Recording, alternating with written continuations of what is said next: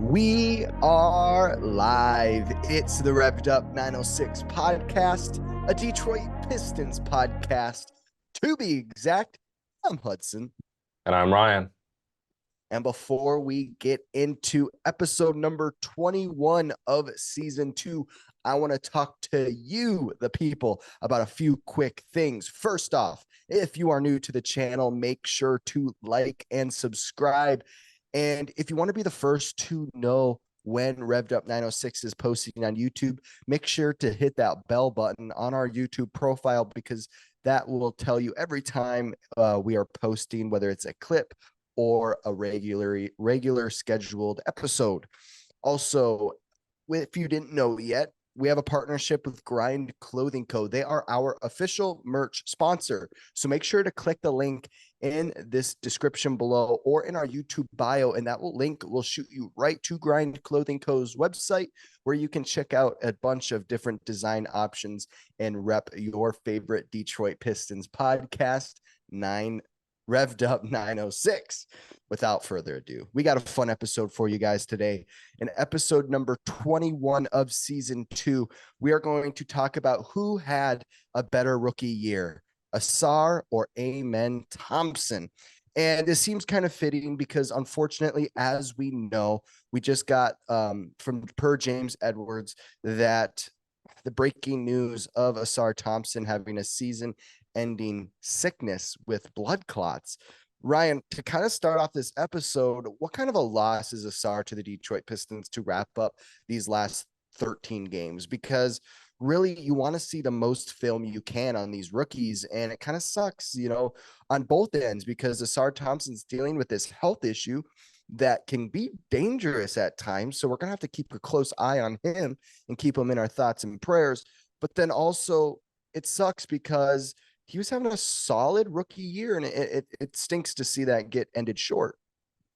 Yeah, like you said, you always want to have the most tape on a rookie as you can. And he struggled with injuries all year long, only played in 63 games this season. And just usually around the end of a season is when you get the most film on a rookie, just depending on whether or not the team is good or bad. And we're the unfortunate case that we are bad. And it's honestly worse than bad. We suck. So right now would be the perfect time for Ausar Thompson to get more minutes, to increase just his playing time overall, to really impact the game and show us more than what he's shown us earlier on. And unfortunately, we're not going to get that due to the blood clots. But like, this is the perfect time for Sasser to really trying to show off a little bit more what he can do. We saw Chimizi Me signing the 10-day contract the other night, and then playing that first day with us. And it's just usually around this time with a bad team, that's when typically you're going to see more guys that typically don't play. And it's unfortunate for us, just because this is the perfect time to see Ausar play on what is, to me, a good rookie year.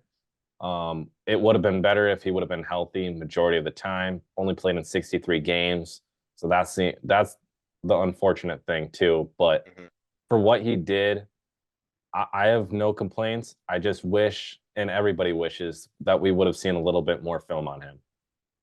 So when discussing who had a better season, obviously you have to take a look and a deep dive at the statistics. And when you talk averages between these two twins, that there's not a huge difference. Right now, Amen is at 49 games played. Ausar Thompson's at 63. If Amen stays healthy the rest of the season, they have 14 games left. He will also have 63. So that's going to be identical if he stays healthy. And then as far as points per game, Ausar Thompson has just the upper edge at 8.8 points per game, with Amen at 8.7. And then assists per game, Ausar has 1.9 and Amen has 2.2. Steals per game, they both average a steal a game. Field goal percentage, that's kind of where Ausar Thompson makes the biggest difference. He's averaging right around 53%. And then Ausar Thompson just around 48%. And then at the 3-point line, they're both dismal. They're both bad. 15% for Amen, 18% for Ausar. And free throws, they're both still kind of struggling. So overall, there's not a big difference between these two guys statistically. But Ryan, do averages determine the overall impact that a player has on a team? Because when you look at this, we know, we watched almost every game that Ausar played this season, and that we know that he had some big games, some big highlights. We know Amen is a big highlight kind of a guy. Overall, do the stats really determine these averages, like who you think has the upper edge? I really don't, because a guy that you could really talk about as a good example, to me would be like a Draymond Green-esque player. Right. Those are the types of players in which they don't need to impact the box score on a nightly basis to impact the team. Draymond Green, in around like 2015, could easily give you 20 points on any given night, but Yeah. he always chose to, I'm not going to try and score the ball. I'm going to try and do every little thing possible to help this team win. And so those guys, to me, it doesn't matter what they do on any given night in the box score. It doesn't matter what they do in the season, rather. And so Ausar Thompson, with what he's done and what Amen's done, I don't necessarily go off of like, oh, let's look at the stats. To me, it's Right. like, what am I seeing? What's the eye test out there for me? Am I seeing their hustle? Am I seeing just a good hard work ethic? Are they diving for loose balls? Are they boxing out, getting rebounds? Are they filling the lanes defensively? Are they taking good shots when given the opportunity? What are the little things that they're doing on a nightly basis? That to me determines whether or not these guys really what their impact is with their said teams. Ausar Thompson is the guy that is the utility man. As we said Right. in the joking responses, he's the garbage man. He's going to take out the trash. He's going to find every little thing that he can possibly do and do it. Yeah. Whereas Amen is kind of in the same boat, but he's a little bit more offensive in the regards of he looks for his shot. He looks for others passing the ball, whereas Ausar is really, I'm going to do every little thing possible. And so to me, Totally. with this, you can't necessarily just look at the stats. It's the eye test. What are they doing on any given night to help their team win? And that's really what the important thing is when breaking down their games, is to not look at the stats. Because if you look at the stats and the numbers, you can start to get a little bit on the wrong side of things, going like, wow, you comparing just the two of them, but even the two of them to the rest of the rookie class, you're going like, wow, Wembanyama's looking like a stud, but these guys who are taking both in the top 5 are really struggling. No, that's not Mhm. the case. All these guys are different in their own regard. So these, when you break down the stats, it does matter, but it doesn't matter when it comes to these two guys. Something that was really smart that Shaquille O'Neal said while I was watching TV one night. Yeah, not many people have said that, but what something smart that Shaquille said is, in today's NBA, there's a lot of those stat sheet stuffer guys that don't translate to wins. Guys like Jeremy Grant, guys like I would say a Jalen Green, a Jordan Poole, these types of players where they put up points, they get their assists, they get their steals, they're active, but it just doesn't translate to winning because they're not playing within a team scheme. And so for me, I kind of agree with that it's really passing the eye test. Are they doing the right things? Because guys like Isaiah Stewart, we know the kind of impact he has on the court, but isn't going to necessarily translate into points, averages per game, that type of thing. So for me, I kind of agree. And when you look at the Houston Rockets, Amen Thompson was kind of a weird pickup, in my opinion, because he really was a Jalen Green-esque player, in my opinion. He was a little less put it on the floor, but he was a slasher, struggles at the three-point line, but isn't afraid to shoot it. Where Amen, I think, really passes the eye test as far as where he fits within the Detroit Pistons roster. We know Cade Cunningham, Jaden Ivey struggle defensively. So then Troy Weaver said, okay, let's go get a Ausar Thompson that's going to make a big impact on the defensive end. And that's what we saw him do. So that's why I think talking about impact between these two players is really how we're going to determine who had the. Speaking of impact, I kind of want to dig a little bit deeper in that topic.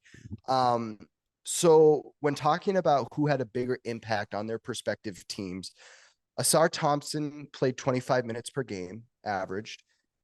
Amen Thompson averaged 20 minutes per game. And then we talk about how many games played, because being present is a big part of having an impact. They have to be on the floor. It doesn't matter what they do off the court. But what we saw Ausar Thompson do this year was show off his passing skills. He showed off his rebounding. He showed off his slashing ability in getting out in transition. When we were doing his rookie evaluation of what to expect from Ausar Thompson, we knew it was going to be get out and run. And that's what he showed us that he excels at. I mean, the dude is uber athletic. You have to watch him play one game to know that he's got ups. He's got the eye test sort of thing. Where Amen, he has his good games here and there of showing athleticism, but who do you think made the bigger impact on their prospective teams? Because right now, the Houston Rockets are just outside playoff talk. They're, I think, 10 or 11 in the West right now.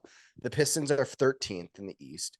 So obviously both of their teams are on losing seasons, but who do you think made a bigger impact? Because we saw Ausar Thompson start many games and then Amen kind of have starter minutes, borderline starter minutes, but off the bench. Your thoughts? So to me, it's kind of like it's a little unfair just to compare the two in this regard, given the fact that Amen's only played in 49 games. He really hasn't played much this season. In an 82 game schedule, 49 is not a lot at all. But Amen, I'll give Ausar the benefit of the doubt here in this situation, just because he's had more tape, he's had more film, he's gotten more minutes. And I think Ausar has actually helped the Pistons out a lot defensively, as of the reason why Weaver picked him up in the first place. And that's the biggest room right there.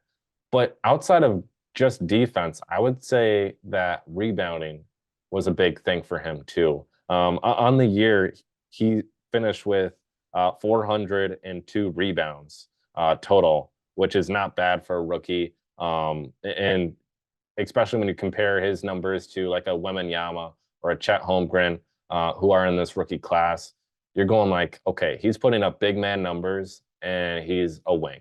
He's not very big. He's pretty much a guard, honestly. He just is uber athletic, knows when to box out, knows when to hit the glass and get the board. And that's I think the biggest impact for him on this team is when you don't have Duren on the floor, when you don't have Stu on the floor, who's your main contributor on the glass?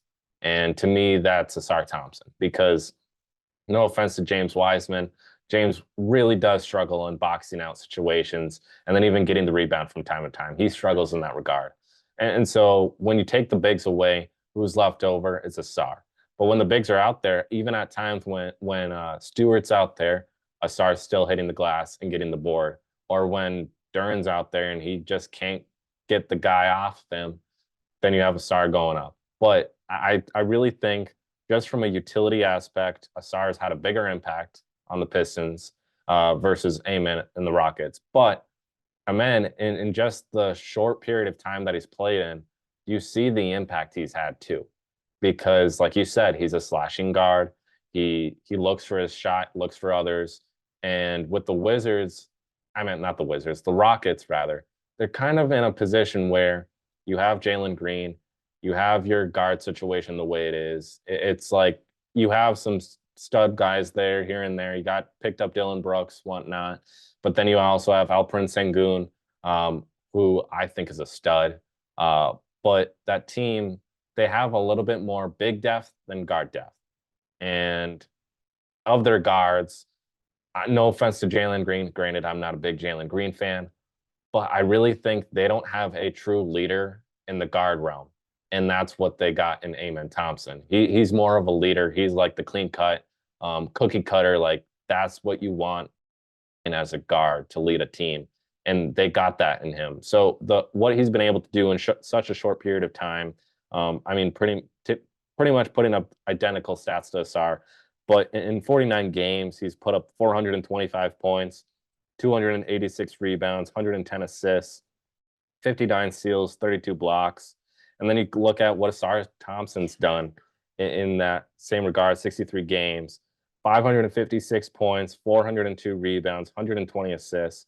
So like the fact of the matter is what Amon's been able to do in such a short period of time leads to me going like maybe he's had the bigger effect, but they're just two totally different types of players. So that's why I think it's a little bit harder to break this down. Yeah, I have an easier way to break down who had a bigger impact because the statistics I broke down was stats per every 36 minutes played. So basically a game and a half. So when we talk about every 36 minutes played, Amen is at 15 points, Ausar is at 12, blocks per game. Amen is at 1, Ausar is at 1, so both evenly matched. And then steals per game, Amen is at 2, Ausar is at 1. And then for every 36 minutes played, Amen is at 10 rebounds and Ausar is at 8. So when you look at the statistic, it's kind of a little surprising because, from first glance and watching like actual gameplay, you're like, wow, Ausar is really locked down, but it doesn't always lead to the statistics. Typically does, but not in bunches. Where Amen Thompson really holds his own defensively, not just like this guard combo kind of score on you whichever way you'll give it, but also just really savvy rebounder, and then can get his defensive stats and rack it up in bunches. And I think that kind of makes Amen Thompson's job a little bit easier, just because he has a guy like Dylan Brooks alongside of him that's a little bit more defensive minded at times. It kind of sets a tone on the defensive end when you have a guy like Dylan Brooks just kind of curating this defense, and Sanguine who holds his own defensively, and so and Jabari Smith who's great defensively. So this Houston Rockets team, it's kind of the team where on any given night their defense might not show up, and that's proven just in their record that they don't have winning style defense quite yet. But with this Amen Thompson kind of showing us in 49 games that okay, he can play some defense. He's almost like, yeah, I can do what Ausar does, but also score. It's just kind of funny. And when you break down the stats, it kind of shows why Amen kind of got that nod with the fourth pick. But in the end, Ausar Thompson was more curated for the Detroit Pistons. I think in the end, each player got to their prospective teams for a really good reason. But it's just kind of funny when you break down those 36-minute stats. It's like, okay, it's kind of showing you kind of a broader picture than just what 42 minutes in a game will get you, or what 20 minutes in a game will get. It's kind of showing you this broader picture. And Amen Thompson, he kind of gets that upper edge. I agree, that he kind of does get this a little bit of an upper edge just because of the overall statistics are a little bit more broadened. He's a little bit more well-rounded offensively. I mean, I know in watching, his Ignite team film, it was kind of no, he wasn't on Ignite, but he was in that league. Overtime elite. Yeah. And I always said like Ausar Thompson's the guy that's always setting him up. And then when you look at the assist, statistics, it's kind of like Amen still has that upper edge. Ausar Thompson, at 2.7 assists per game. Amen with 4 per game in every 36 minutes played.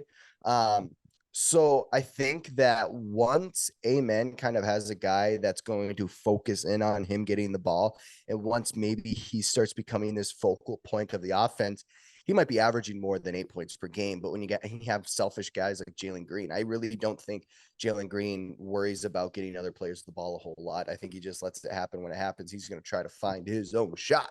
And I just think when Amen's he's not used to really playing with that kind of guy. He's used to playing with Ausar, who is just looking to get him the ball and looking to play this good brand of basketball. And Amen didn't really have that in Houston. Ryan, what are some of your next thoughts on evaluating Ausar and Amen? And do you think that if Amen had more of a true point guard and less ball hoggy guys, maybe he would have had a different rookie year? Because that's what I'm kind of thinking when looking at the stats. Yeah, I think so. I think what the Houston Rockets have built right now is to more of a focal point of the offense being Jalen Green or an Alperen Sengun or even a Jabari Smith, rather than Amen Thompson. I think Amen Thompson is just one of those guys that's going to help build around any of those guys that I just listed off. But the same thing with Ausar, like both of them are not necessarily pieces that you're building around, but those are pieces that you're building around others. And that's just why it's a little bit of a harder topic to really go into, because like I do think if Amen was had players around him that were a little bit more similar in his play style, he probably would have excelled.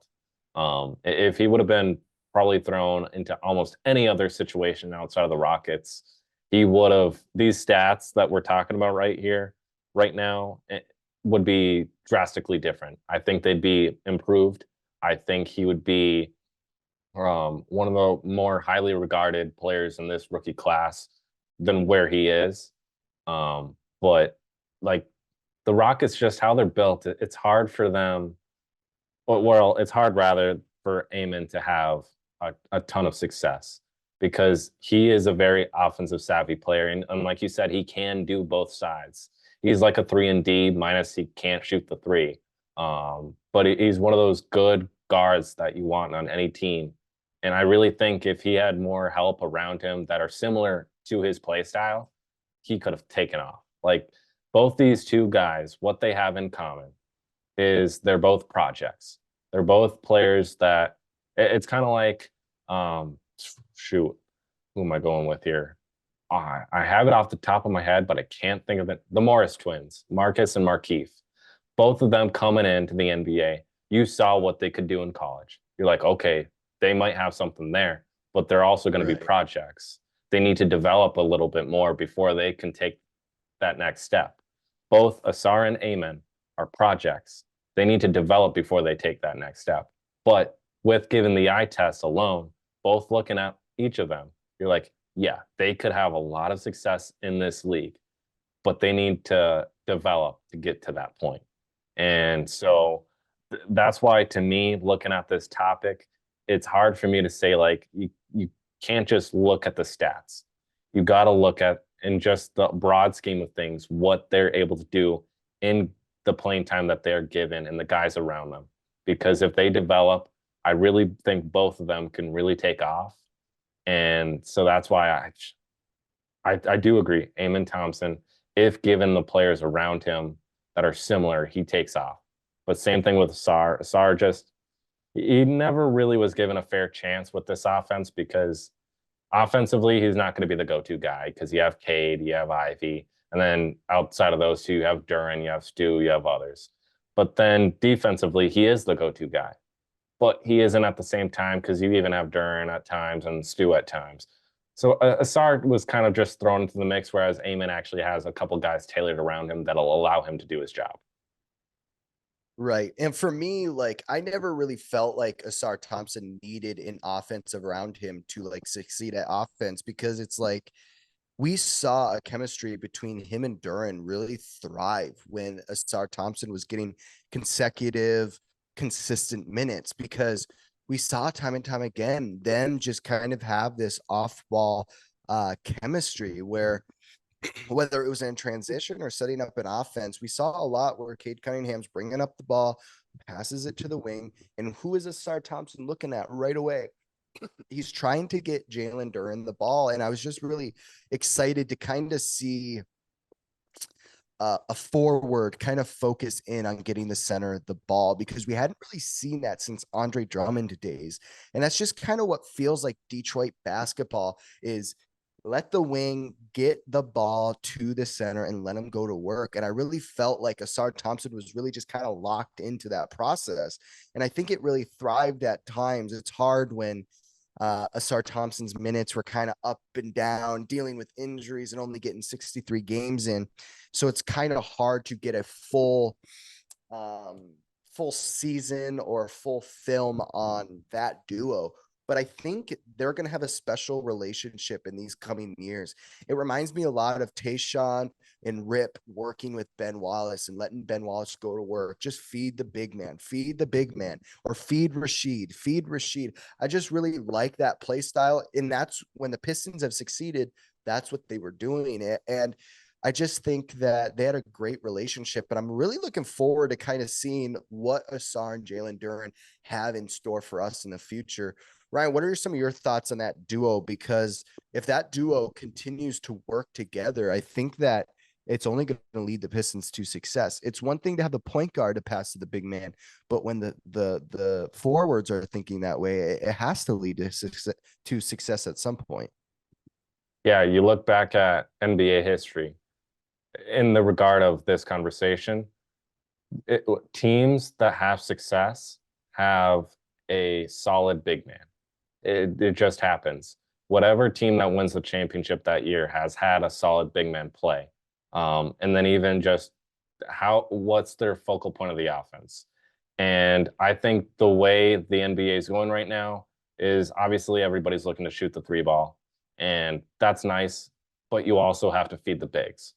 Feeding the bigs are gonna, I think, bringing that mindset of basketball back is what's gonna have success. And I think the Pistons have a little niche with that because you have Duren, who is only scratching the surface of what he can do. And when you have a very unselfish wing and Ausar Thompson who's looking to feed him the ball, which there's not a lot of players that look to feed the post anyways. But when you have Ausar, who's a very unselfish player that likes to pass, in that regard, those two can work very well off each other because you pass it down. And especially if Ausar Thompson develops a three-point shot, if he can develop that, that is very lethal because you have a very pass-first guy, Ausar Thompson, feeding during the paint, during the ball in the paint. Everybody's going to collapse on that defense. Boom, kick out. And even if the shot's not there and Ausar hasn't developed a three-point shot, you kick it back out to him, extra pass over, there's a wide open shot. It's either going to be Jaden Ivey, Cade Cunningham, or whoever is out there at that time. And so I just think the tandem of the two of them working closely together, it's going to open up the offense a lot more than what it has. And we saw that from flashes time to time this season. And I just think if Ausar could develop a little bit more of a three-point shot, that could be lethal. And then outside of that, they're both lob threats. So at any given time, or even just putbacks or whatever, I just think the way those two guys play, very scrappy, hard-nosed basketball, they are very unselfish in each of their regards, just very pass-first mentalities there. And so I think just the tandem of them going forward is a big threat. Just, I don't know how to word it necessarily, but I really think it's a big threat going forward.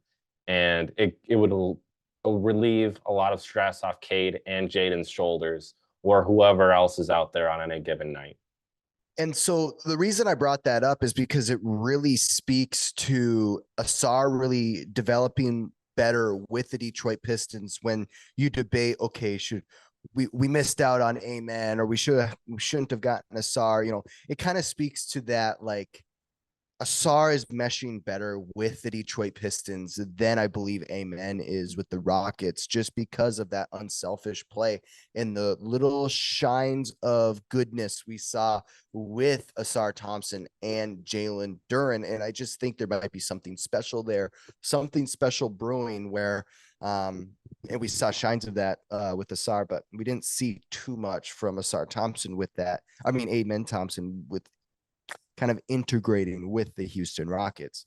Before we wrap up today's episode, I just wanted to quickly talk about each player's career high. Amen Thompson had his best game against the Washington Wizards, obviously, with 25 points, 10 of 12 shooting, and 10 rebounds. I believe that happened in February. And then Ausar Thompson had his best game against the Milwaukee Bucks, surprisingly enough. In 32 minutes, he had 22 points and 9 rebounds, 1 assist, and 1 block. And, you know, Amen, when you're looking at the little statistics, obviously at the upper edge as far as the points department in the top career games of their rookie year. Ryan, what are some of your last thoughts when talking about who had a better rookie year, Amen or Ausar Thompson? Well, we just go off of the career high there. Amen Thompson against the Wizards versus Ausar Thompson and the Bucks. And I said this earlier. We both said this. It just seemed like a little ironic that Ausar Thompson's best games and even Sasser's best games always came against the better teams, whereas you have Amen here going to have a better game against a bad team. So the point to be made there is, well, for one, the point to be made is that the Bucks weren't game planning for Ausar Thompson that night. They were game planning for Cade Cunningham, Jalen Duren, etc. Ausar Thompson was the aftermath. But another way to look at it too is with the amount of talent that the Bucks have, when game planning for Cade, when game planning for Duren and whatnot, in every situation, you're still there. The game plan still evolves around every single player on that team, and so in-game adjustments too.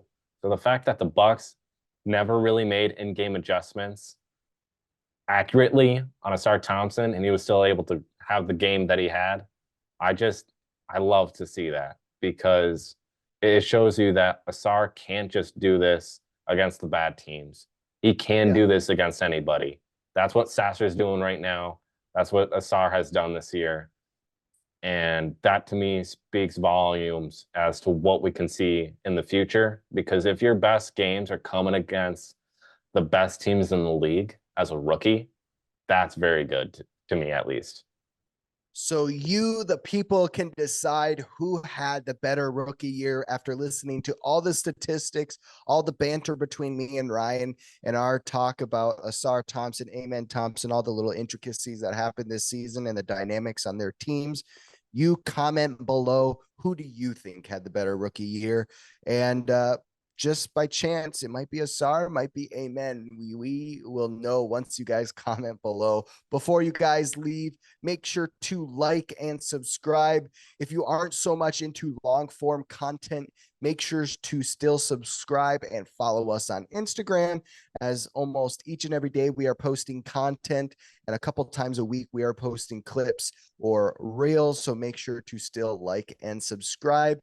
And obviously the trip in Detroit was great. Make sure to watch our vlogs and like those, and spread word about our trip in Detroit. And if you happen to like our podcast, make sure to hit that arrow button to share on Snapchat, Instagram, or Facebook. It'd be great for you to share us on all kinds of different platforms, so all your friends and family can know about your favorite Detroit Pistons podcast, Revved Up 906. We will see you guys in episode number 22. Peace.